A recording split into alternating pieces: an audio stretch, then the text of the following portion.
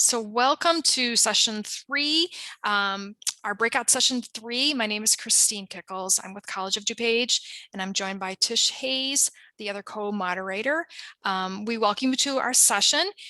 Today we are going to go till 2:05, and we will be taking questions in the chat box at any time, so our presenters will be monitoring that.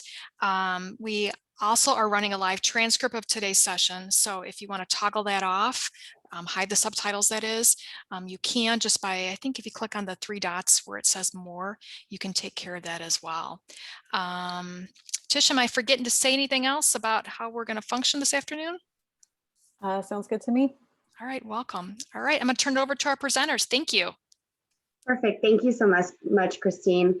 I just want to introduce myself. I am Jane Mason, the Visiting Information Literacy Librarian at Indiana University in Bloomington. And I am Meggan Press, Interim Head of Teaching and Learning and Undergraduate Education Librarian at Indiana University Bloomington.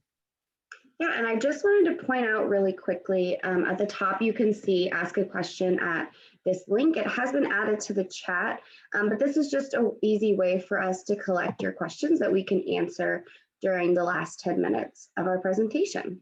So I'm going to go ahead and get started. So our presentation is Open Up, Instructional Crisis and Open Educational Resources. So just a quick background on what Open Educational Resources, or OERs, are. They are teaching and learning resources that reside in a public domain, or they have been shared under a license, usually a Creative Commons license. I'm sure at some point you've seen this little CC with the circle that allows others to freely use and revise them. And OERs can include a ton of different things. They can be entire courses, specific course materials like modules or assignments, textbooks, different multimedia, or even teaching techniques. So today in our presentation, we're going to talk about 3 specific examples that we have created collaboratively with other individuals within Indiana University. The first one is the Information Literacy Online Toolkit, which is an entire course. We also have our Teaching and Learning Summer School Canvas course, which is different teaching techniques. And then we also have our Introduction to IU Libraries, which is just a class module. So going into the Information Literacy Toolkit, this was a cross-campus initiative, collaborative of all IU or Indiana University campuses that was created to help students learn information literacy concepts. So it's for instructors, and it includes assignments, modules, quizzes, and rubrics to help them integrate information literacy principles into their coursework. And the goal of this is that it can be adapted for any course. For students, the idea is that they're learning to evaluate information through modules and tutorials that follow best practices in online learning design. And there's a link, I think it's been put in the chat, but it's also when we share the slides, it's available on Canvas Commons for anyone to download and adapt and use. So sorry, Jane, can I just jump in about Canvas Commons? We use Canvas as our LMS at Indiana University, but Canvas is a totally free and open resource that anyone can create an account through Canvas, a free account, and access these resources and access the Canvas Commons. So although we're using Canvas because that's our native LMS, it's also open to anyone. Yes, very important. So looking at the instructor view of this toolkit, the main things for instructors are rubrics and assignments. Some example of the rubrics are the BEAM rubric, that's a hard word, Journalistic 6, a written communication, and also a primary source literacy rubric. And then on the right side, you can see an example of one of the assignments that we have. So it is a reflecting on personal confirmation bias. So we include what the context is. So it's designed to engage students in identifying confirmation bias in their own research, talking about, what subject this is best suited for, a class size. We also have learning outcomes attached to each assignment, what students should be learning from this assignment, what students will need before this assignment, so any prerequisite knowledge, and then the instructions for the assignments. And so a couple examples of assignments are searching as strategic exploration, the reflecting on personal confirmation bias, analyzing news sources, the case for credibility. The toolkit's broken down into how to find sources, how to evaluate those sources, and then also how to evaluate online sources. And the evaluating online sources kind of came later when we saw how much and how important looking at the news and social media and all of those online sources have become so much more prevalent in students' lives. Next, here's an example of the student view. So like I said, there's accessing and using information, specifically looking at databases and how to strategically explore, so like keywords. We have evaluating information, so reflecting on personal confirmation bias, analyzing news sources. And then we also have evaluating sources where we look at credibility and authority. So each module, has a little introduction. So in this unit, we will practice searching for sources online, what you will learn. So those learning objectives, the students are able to see them as well. And then assignments that fit into each of these. So this includes different modules that have pages with all this information so that they can effectively do those assignments. So some of our stats for our toolkits, right now we have 393 instructors, including librarians, enrolled within the course. And it's important to know that all of those instructors aren't just at IU. This is from multiple different universities or colleges. And then we have 76 downloads from Canvas Commons, and we'd love to see that number go up after this, which would be really great. And if you go to Canvas Commons and you look, this little picture is kind of what you're looking for on Canvas Commons. So we'd like to share just a couple testimonials from this, and these are from instructors. So we had an instructor from IU Bloomington and the Kelley School of Business said, when I was able to look at their research logs, I was able to actually see some of their thought processes, which we thought was a great testimonial because sometimes you wonder how a student has gotten from A to B and how they thought about their research. And this not only showed that, but also allowed the instructor to be able to manipulate their instruction to better help the needs of their students. We also had an instructor in IU South Bend for Center for a Sustainable Future. I learned a lot more about what I've been trying to teach, but wasn't quite sure how to introduce it and support it. And the evaluating online information module really gave them that support. Next, we have a couple testimonials from students. So one at IU Bloomington in journalism said, I learned it is important to consider how we use a source. Credibility is a two-way street. A source needs to be credible, and so does the application of that source. And I think we just found this so powerful that not only does the source need to be credible, but you need to be applying it in the way that it was and for the reason it was created. Next, the IU South Bend student in cognitive psychology course said, one important thing that I learned as a result of doing the reflecting on personal confirmation bias assignment is how easy it is to fall prey to confirmation bias. And that confirmation bias assignment we found to be one of the most important, and we've seen just so many like aha moments from that assignment of like the students didn't really understand it, and then when they understand what confirmation bias is and means, it completely changes their thoughts. So just a recap of this toolkit and some of the best practices that are incorporated in this OER is that the entire toolkit is fully adaptable to any instructional context or subject focus. And there's multiple paths to mastery within the content. Clearly stated learning objectives, both for the instructors and students, which we think is so important. And then there's multiple means of representation of content. So text, there's videos, there's images. So I think just to kind of take away from this, we wanted to create it so that any instructor in any subject could pull content in and successfully teach information literacy concepts to their students. Yeah, so our second example of an OER that we created, this one directly in response to the pandemic, is our Teaching Librarians Community Summer School course. So this is a course that was, as I said, conceived in response to this necessary transition to online teaching. It was designed to meet librarians at their point of need. So it encompasses a number of different skill levels and expertise levels and desires. And it was important that we create materials that we felt were open and adaptable and high quality materials. So if any of you have had experience in the Campus Commons or with other OERs, you know that there's a broad range of quality, I guess, and usefulness available out there. And it was important to us that we create something that we felt was indicative not only of pedagogical best practices, but of broad interest and use. So Jane, Jane's driving our slides. Jane, would you mind flipping to the next one?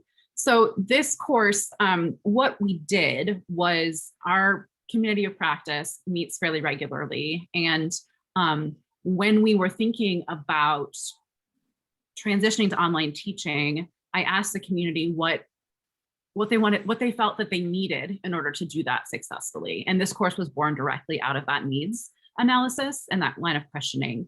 So what we ended up doing was producing a self-paced course with topics that included video production. That was our absolute #1 thing that folks felt that they needed help with.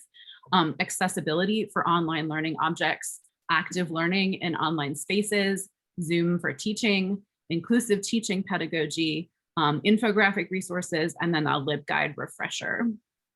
Each module has 3 parts. So there's a quick start, which is I just need to get there, like give me the basics. The resources, which is sort of the middle level mastery situation. And then a level up, which is if I already know something about this, but I'm looking to expand my skills into kind of an expert territory, where do I go next? And you'd find those resources in the level up area. This course was put together by Jane and I in the teaching and learning department, but it was contributed to by many librarians across IUBloomington libraries who had expertise in these areas. This isn't necessarily indicative of all of our this isn't the brainchild just of teaching and learning. We have a lot of people who know a lot of stuff. And so we took advantage of their willingness to contribute and share. So we have 67 librarians enrolled in this course, and it is many of them at IUB, but not all of them at IUB. And once again, this is on the Canvas Commons, so anyone can take a look at it, can download it, all that kind of stuff. We did a really quick survey at the end of the fall semester. So we released these modules on a rolling basis over last summer and accompanied them with, well, I called them office hours, but it was really just kind of space holding for people to have conversations about their concerns and needs heading into the fall semester. And I did a really quick survey at the end of fall semester to see how folks liked this approach to professional development. And 80% of the survey participants said that they would recommend this kind of approach to librarians at other institutions. Folks said that multitasking is possible when you have an online module. You could be interrupted, you can come back, you can wait for your next point of need and see how it might be answered by the resources available in modules like this.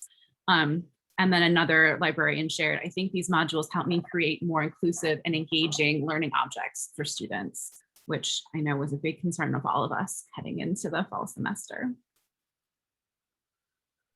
So some of the pedagogical best practices that are present in this particular teaching techniques sort of OER are that a needs analysis informed the creation of this course, that there are multiple paths to mastery for all skill levels. So there's a lot of different comfort levels and needs addressed by the content. Once again, great UDL principles, multiple means of representation for the content. There's text, videos, photo, audio, a lot of different ways to engage. And something we really think is great is that these are evergreen topics that can be expanded and updated as necessary. And that is our plan for this, this course shell, is that it will continue to be kept up to date and expanded as necessary and as our community of practice feels that they want. So we have a copy. So there's one copy really that's the one that's on the Canvas Commons, and we have an internal copy that we can modify for our own uses. Yeah, great. And then our third example is an introduction to IU Bloomington Libraries module. That is a virtual assignment we created to address learning objectives that we originally would do for in-person instruction, so a one-shot instruction. So the idea of the module was to help students learn how to, one, identify and use the library services at the IU Bloomington Library and campus. Two, to access library resources with greater efficiency and ease. And then third, to search and find sources in the library stacks and databases. So this was pre-pandemic, something that we would go into classrooms and have an hour with students to go through this, but because we all had to adapt, this was created in an online learning module. So here's an example of what that looks like. On the left-hand side is what the module looks like. So there's an introduction that talks about what the learning objectives are for the students. And then each of these sections is actually a video that the students will watch. So we have one for the Wells Library, which is our main library at IU Bloomington, to kind of get them accustomed with what this library looks like. And then also what services for that semester are going to look like, because everything has changed and adapted to the pandemic. We had a OneSearch video, IU Cat, which is how you search for materials at IU. We had a Google Scholar tutorial video, interlibrary loan tutorial, and then how to request physical items from the library during the pandemic, but also after pandemic. And then at the very end, they took a quiz to see if they feel like they really grasped the knowledge from those videos. So some of the questions included, in IU Cat, where is the information you need to find a book on the shelf? Using IU Cat, search for a book you might use or interested in, locate it and write down the title and whether it is a physical book or an ebook. So also understanding the difference between those two. Third, what benefit is there to using Google Scholar and IU libraries together? 4, what is the main purpose of interlibrary loan? 5, why might you choose to use the scholarly peer-reviewed journals limiter in OneSearch? And then based on the video tour, what services or spaces are you most interested in using? So these quiz questions are just grasping our resources that we've created, helping them and meeting the needs for them to find these different items and clearly explaining what each of these resources are for them. And then at the end, grasping, what are they interested in using in the library? What are they excited for? And so the pedagogical best practices that can be found within this module is the content is completely centered on active learning. Number 2, again, learning objectives are clearly stated for the students. They know what they're supposed to be learning and getting from these modules that have been created. The multiple means of representation, so there's text and there's video. And then 4th, the quiz requires active engagement with the learning objectives in order to complete it correctly. Yeah, so this wouldn't be, honestly, if we didn't talk a little bit about the challenges and opportunities of creating and using OER like this. So one of the, honestly, the biggest challenge that we've come across is the sort of black hole of assessment usage that we are able to get out of these kind of modules. once we share them to the Commons and someone else downloads them, we are really in the dark about what happens next, how people modify them and change them to meet their needs, which would be really valuable information for us. You know, whether students complete the modules successfully or not, there's just really very little that we're able to tell on our end unless we have a very good relationship with someone who's willing to let us into their course to see that kind of thing. This is the #1 most challenging thing about creating these kind of modules through Canvas. I also think it's a little bit problematic that it's really nice. So on the opportunity side, that the library and this kind of education can be where people are when they need it. It's so self-driven and allows people to pick their own path and their own best time. At the same time, the librarian and library presence is kind of distance from the audience. So it becomes easier to conflate what's happening as being generated by the course, which is not necessarily untrue, rather than something that's attributed to the libraries or the libraries being a presence for students. The Canvas Commons is unique to Canvas as an LMS.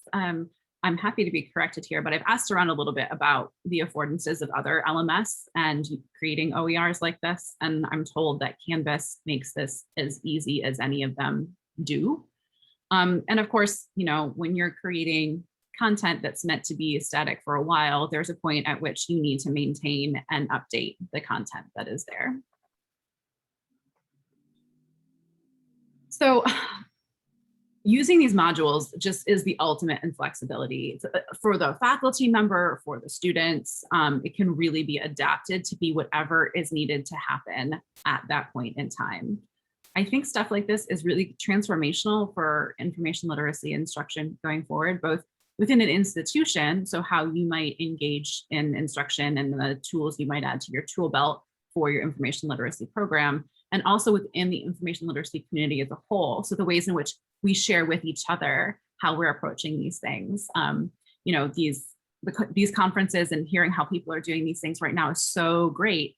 And if we had places like this, like the ACRL Sandbox, where we can expand our ability to see the cool stuff we're all doing, I think that only benefits the community.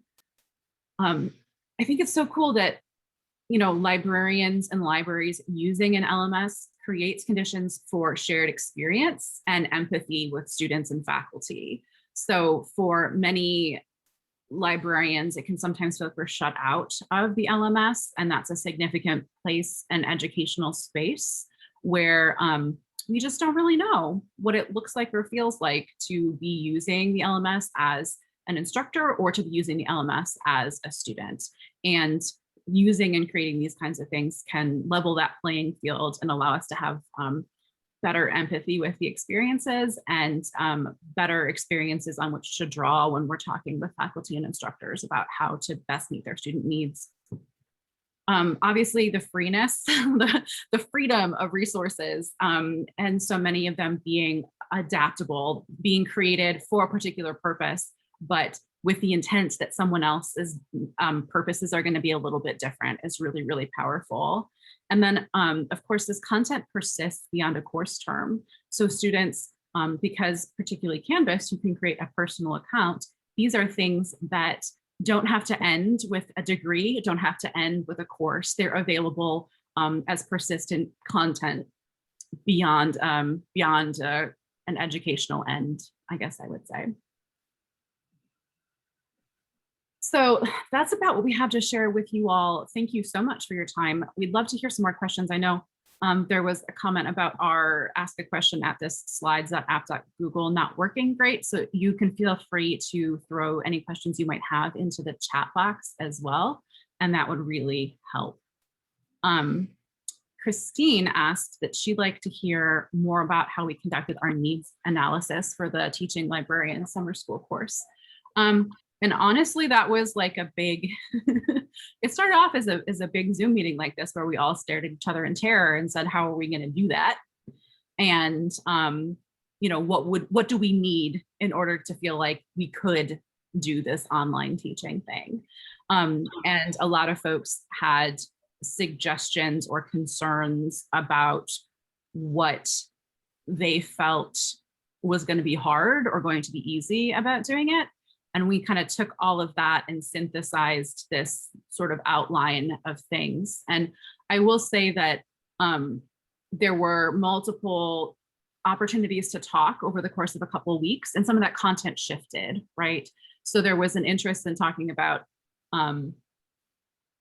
video production, but it didn't occur to us until some of us started teaching online that really we should also include like a Zoom for teaching module. Like, how do I manage Zoom as a place where I'm doing this when Zoom isn't really intended to be used in an educational context, right? This is a software meant for business. So how do we get around some of its shortcomings and take advantage of some of the opportunities that are inherent in the system? And we've continued to be open as well to folks who have suggestions for content or other modules we might include in our course. Other questions? Did I miss any?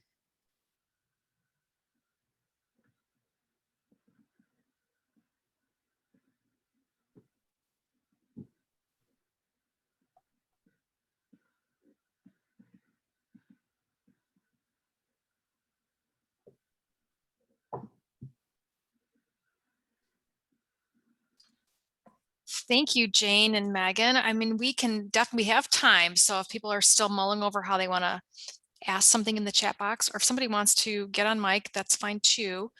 Just let me know. But this has been wonderful.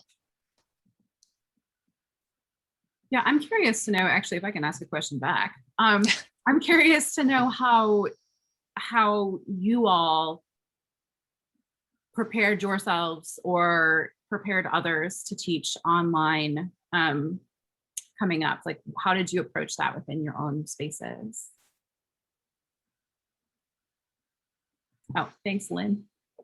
Lynn says, very interesting. Also, IU grad.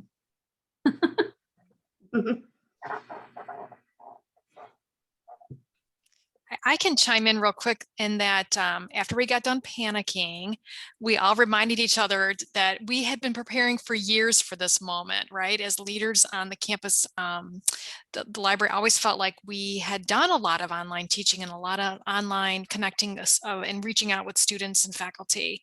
But I have to say, I really think that our Teaching and Learning Center, our faculty development coordinator, took the brunt of coordinating the instruction, the support, and then also kind of just circling the wagons, right? So getting learning tech on board so that they knew what the needs were bubbling up. So it was a really concerted effort on our campus that the librarians were part of. But I would honestly say that amongst the 10 of us, it really wasn't an internal collaboration effort in which we taught ourselves. We really kind of joined the forces of the whole campus. Yeah, I think, well, and it's probably worth prefacing, IUB Libraries had not done a lot of online instruction prior to the pandemic, and we'd had sort of some content created, but not with the intent of doing lots of teaching online. So we had a ways to go in terms of how do we do this? Yeah, Tish asks, have you had any feedback from faculty or students about how they've engaged with your content? Some. I think this is another place where it's just really it can be very hard to gauge when you don't have a person kind of standing in front of you being like, so how did you feel about that? It's creates conditions where the person or people that you're asking needs to get over that sort of like task initiation to generate that level of feedback. And our feedback, we've gotten some great feedback, but it has been less than I would have expected given some of the audiences that we've been dealing with and the collaborative nature of the creation of these things. So the people who give us feedback say that they really love it. But once again, we've heard on the whole from a smaller percentage of folks than I would necessarily have expected. Yeah, and we were lucky enough that the Information Literacy Online Toolkit originally started as a grant-funded project. So once we created it, we were able to pay individuals that used it. They got a stipend for doing it, but then they also had to engage with us and tell us how they were using it, to get great feedback for it. However, ever since that stipend's gone away, we've really struggled to get people to give us feedback on it. So yeah, so the toolkit sort of launched officially. It was out of kind of beta just as the pandemic was taking off, but it had been created before the pandemic as part of this grant funding. And that's where a lot of our data on its usage at that time came from. Since our grant funding has run out, we've had a much more difficult time getting necessary feedback from people about usage. Yeah, Lisa offers in the comments that the shorter videos that she's created have been viewed more than longer videos. And yeah, I 100% agree with that. I also teach a course here for the library school as an adjunct for sort of teaching librarians how to teach, and we have them do screencasts, and we tell them you can't have more than 3 minutes, and they say, well, that's not so hard, and then they try it, right? And it turns out it's real hard to create something meaningful in 3 minutes. But yeah, shorter things tend to work better than one longer thing. well, yeah, and I find it interesting, like the shorter 10 to 12 videos were viewed more than the total 35-minute one. And that just makes me think, like, I would rather watch 3 episodes that are 30 minutes long than an hour and a half long movie. It's just interesting, like, how we think about that. Yeah, I'm with you on that, Jane. I also have young kids, so I can't stay awake through an entire movie anymore. But yeah, for me, the more shorter content seems to work better.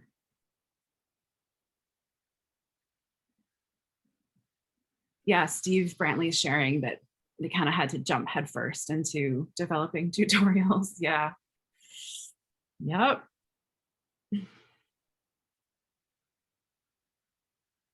Yeah, new platforms. Mentimeter, Kahoot quiz. Christine, what are you finding is working? Like, what do you find you're returning to? Kahoot, because the high school students are so familiar with it that it's like I always, at least right now, I'm still getting a yay kind of response. And now that we're virtual and we assign the Kahoot, it's still getting them they're doing it. I'm amazed, even without us all coming together, at the same time and doing the Kahoot. It's something about winning. I don't know. And then Mentimeter, I think it's just another way to have people look at slides, but then you can build in stuff that gives them a moment to share. So it's the sharing piece, and like you said, it's got to be much shorter, and it's got to build in time for them and space for them to then respond.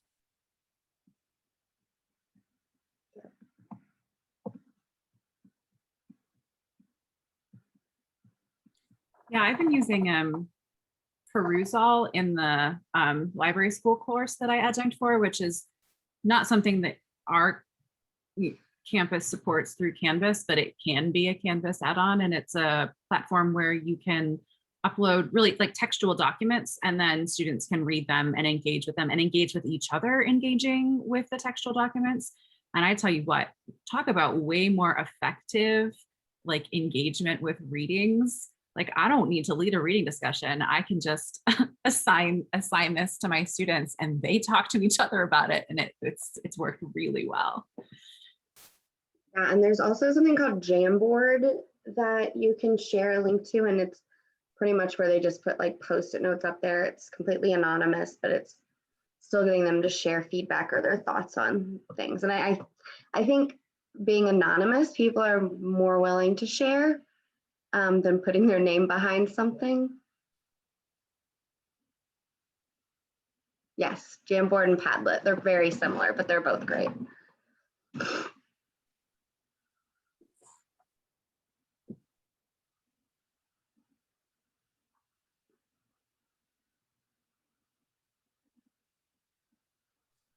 Megan, how do you spell that? Is it perusal that you said? Yeah, I'll put it in the I'll put it in the Okay. box. Love this. I always try to grab at least one other solution. This is awesome. And it's probably worth saying that those are graduate students, so it may not work as well, but I've heard great things from folks who are doing sort of primary source kind of things for using that as an option for having them look at textual documents.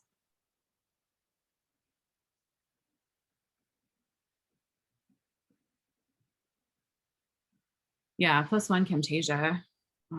Thank you for existing.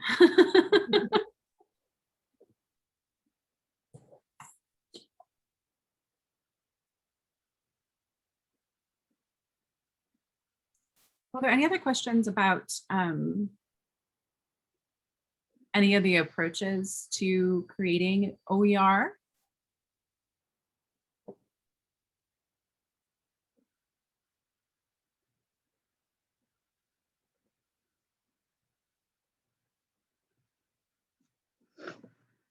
Yeah, do we have any guidelines in our library about the type of content that should go in Canvas Commons versus the library website from Melissa?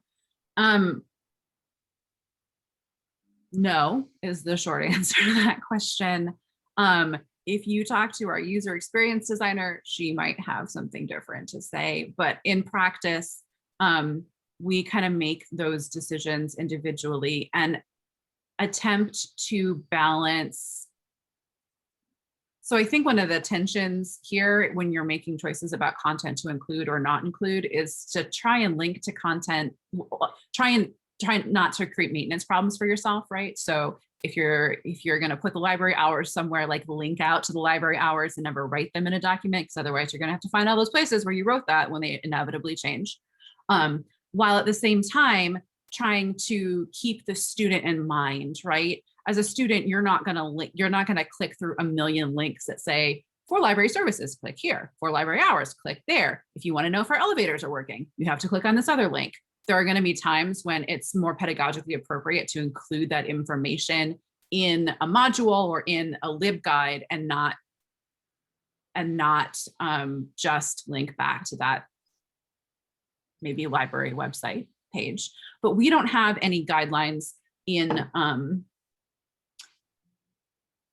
we don't have any like hard and fast rules. We have some guidelines, but a lot of it is left open to our own discretion as to where we think the information is best communicated. I hope that answers your question, Melissa.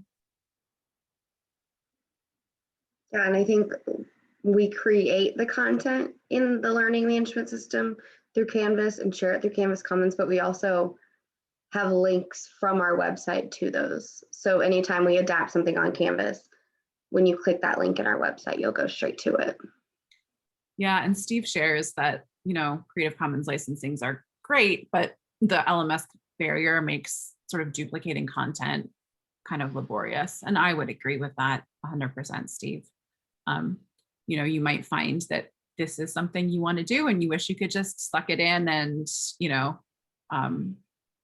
have the editing ability rather than the generative ability of having to duplicate stuff. And I don't have an answer for you on that.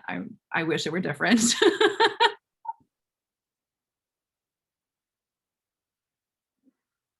Mm-hmm. Yeah, I think, our department, Teaching and Learning, takes a real student-focused approach to getting them the information that they need with the lowest barrier possible. And clicking the link is a barrier. But we also want to keep in mind our maintenance, the amount of effort we need to put into maintaining these sorts of things.